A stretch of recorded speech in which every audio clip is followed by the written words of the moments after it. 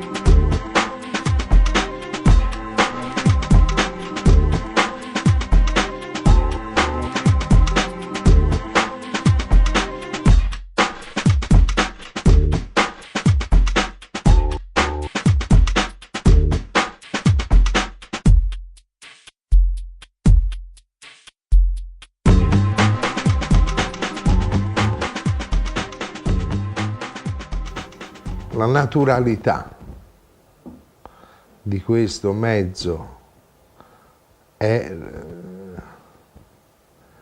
la semplicità così disarmante di questo mezzo ti fa capire come non occorrano grandi, estreme tecnologie, estreme forze vettoriali per poter fare ciò che l'uomo ha sempre avuto in testa fin da quando osserva gli uccelli, di volare. Il fatto di volare con il favore dell'aria è mettersi realmente nelle mani degli elementi, perché gli elementi li chiama Dio, c'è chi li chiama aria.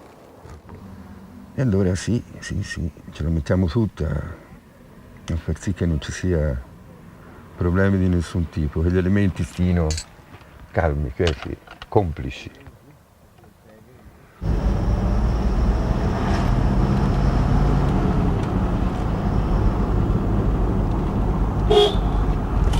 Abbiamo tutti i 4 elementi, sono tutti racchiusi nelle mongolfiere e si esprimono potentemente. Boom, ci va!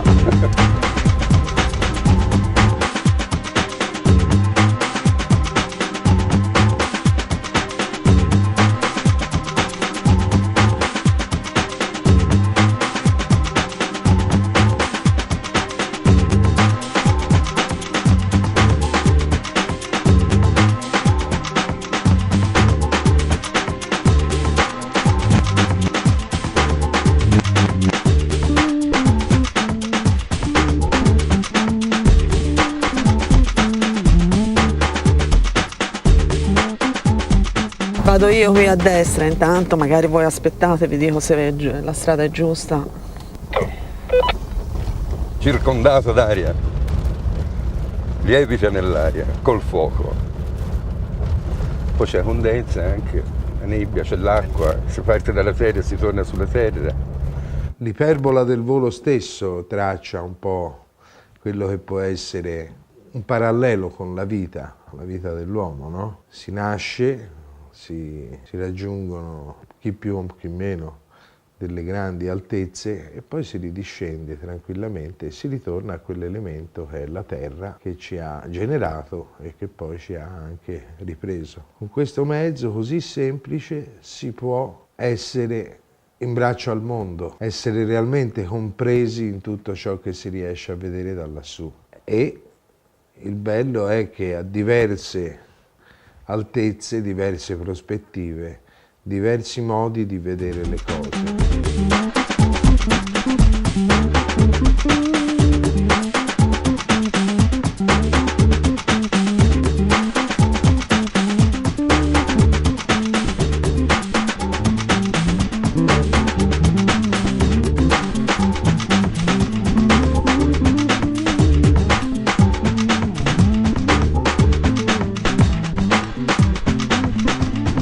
L'associazione nasce nel 1999 perché ci siamo ritrovati fra 2 o 3 piloti e altrettanti operatori a terra, appunto, che sono la ciurma, con il bisogno di cercare di incrementare questo sport qui nel territorio toscano, fiorentino.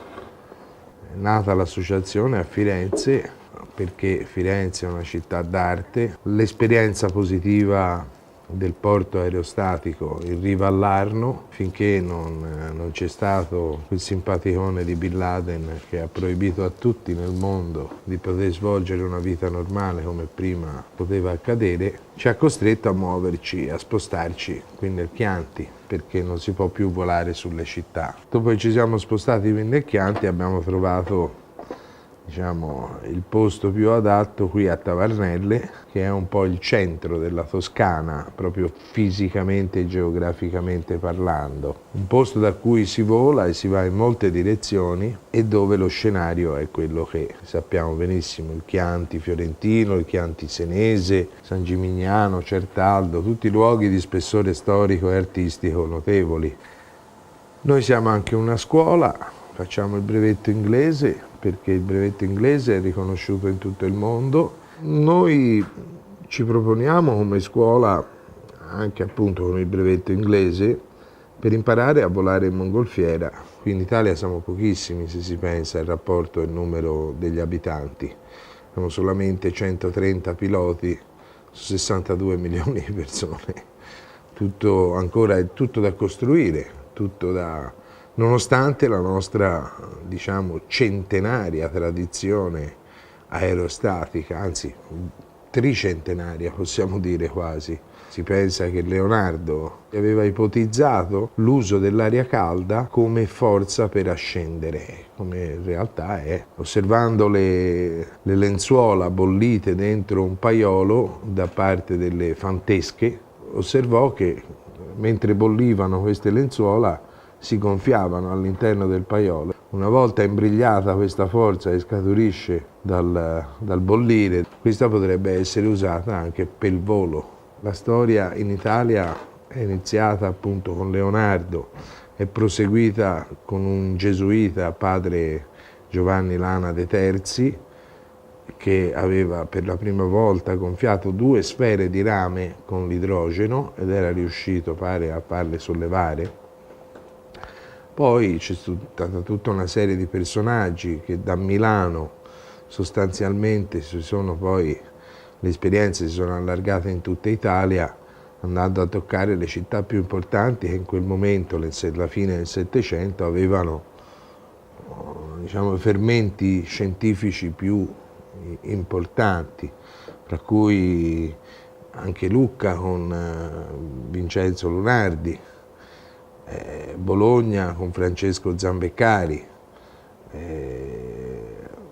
appunto Milano con Andreani, tutti personaggi che poi si sono spostati in Inghilterra, caso strano, e hanno instillato questa nuova scienza, questa nuova arte del volo anche in quelle regioni. Il futuro dell'aerostatica è molto incerto, in quanto è costellato di grandissimi vecchi nomi di pionieri che dagli anni 70 appunto hanno importato questa disciplina in Italia, badando bene di trattenerla sempre come una disciplina d'élite e non promuoverla invece, non voglio dire come sport popolare, ma comunque come sport praticabile da diverse migliaia di persone. Noi come associazione stiamo provando anche a fare questo, appunto, a promuovere la disciplina dell'aerostatica in maniera tale che da avere sempre più giovani che si avvicinino a questo. Dico sempre che grazie a Ganesh mi ha fatto incontrare il mongolfiere, un lavoro preciso per i Baba. Avevo difficoltà a alzarmi presto la mattina, cosa i Baba dovrebbero fare, perché è la mattina che scorre più energia divina. I Baba non dovrebbero lavorare. Il mio guru me lo diceva sempre, diceva: ma Guruji, no work, no eating. E Guruji diceva: no, Isbarbarti, tu king, sei un re, non devi lavorare. Dico: ma non funziona così da noi. se non lavori non ti sostengano. In India invece Baba vengono sostenuti dalla religiosità del popolo che ci crede, che li nutre, che li sostiene, in modo che loro, interagendo col divino, sostengano il pueblo. Questa possibilità di interagire con le energie c'è per tutti. Il Baba magari è un po' specializzato in questo anche, no? Perché sviluppa ovviamente più sensibilità, sta più attento a questi fenomeni. Però dire, no, Baba attira il mongolfiere, non è vero, cioè non è un potere dimostrabile né razionale. Diciamo si predispone, ci crede in qualche modo, no? A queste possibilità, per cui le mette in atto e spesso funzionano. Sta in quello la cosa, no? Uno desidera, no? In fondo è una forma di desiderio distaccato, appunto, no? Però se le cose vanno bene si sta meglio tutti, per cui ecco, si prega. Ecco.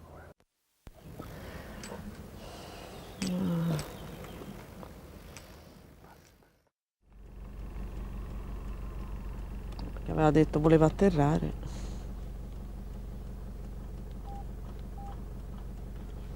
Hai provato a chiamarla al telefono? Sto provando. No, quando c'è la nebbia è un casino, perché il problema è che non vedi i fili dell'alta tensione, quindi appena lui può è meglio se atterra. Non lo vedi, non lo senti, non sai dov'è, ma è qui vicino comunque. Perché... Stefano, vuoi che vada a fare un giro io con la macchina? Va bene. Ah, lui è in volo o è atterrato? È in volo, Gianna. Ora andiamo a Barberino e guardiamo un po' com'è di là dalla valle, se c'è tutta la nebbia che c'è qui oppure se è un po' più aperto. Perché qui sembra sia più che altro a terra, su mi sembra che non ci sia niente. Allora, avanti. Che poi è bellissimo quando è così, perché c'è questo strato di nebbia bassa e su c'è il sole, per cui sbuchi dalle nuvole e pa! È tutto aperto. Buono, che velocità hai? Qua si ferma tutto, d'altezza prima andavo 212, adesso 0 di velocità, mi alzo ancora.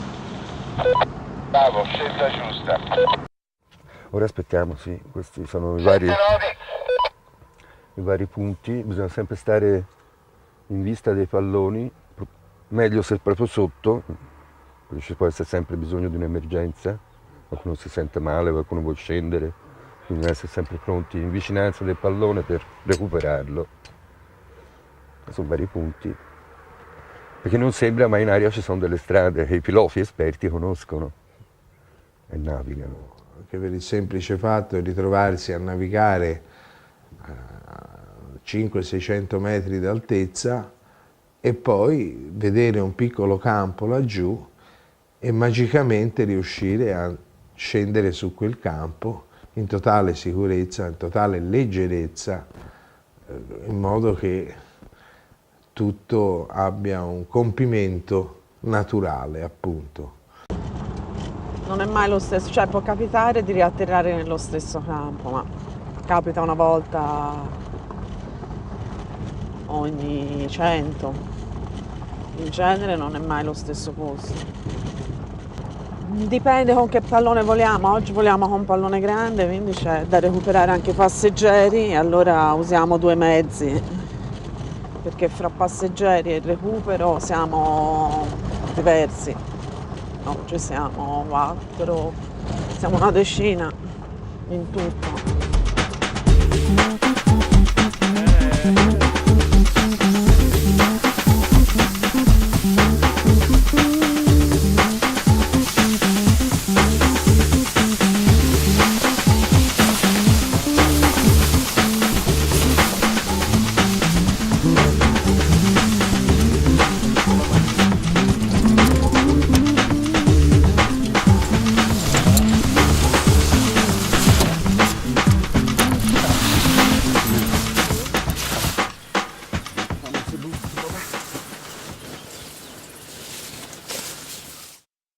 La mia passione nasce nel 1987.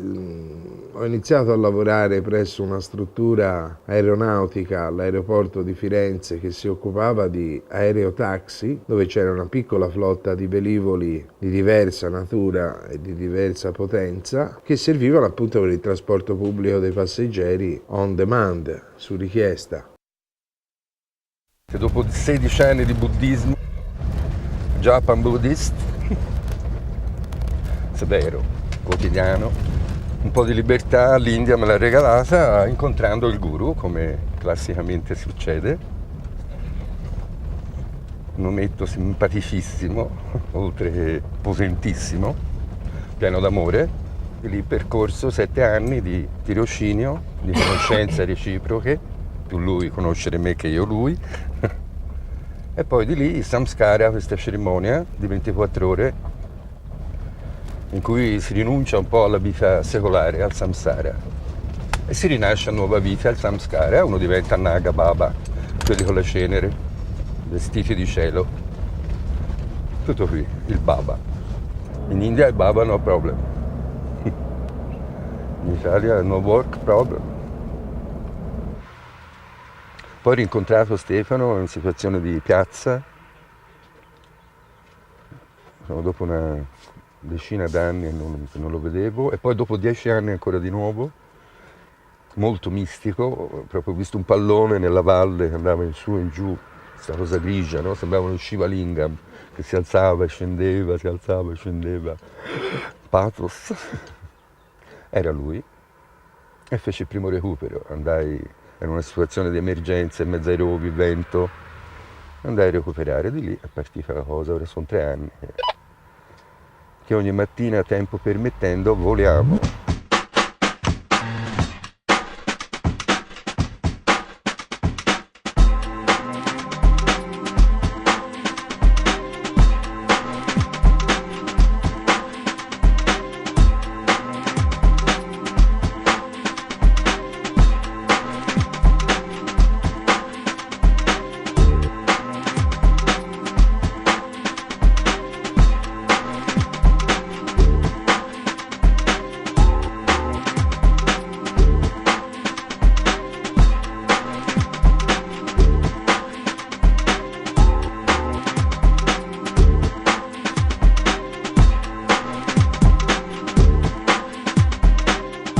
L'aria ha molteplici aspetti che sono sempre da valutare attentamente perché possono cambiare repentinamente.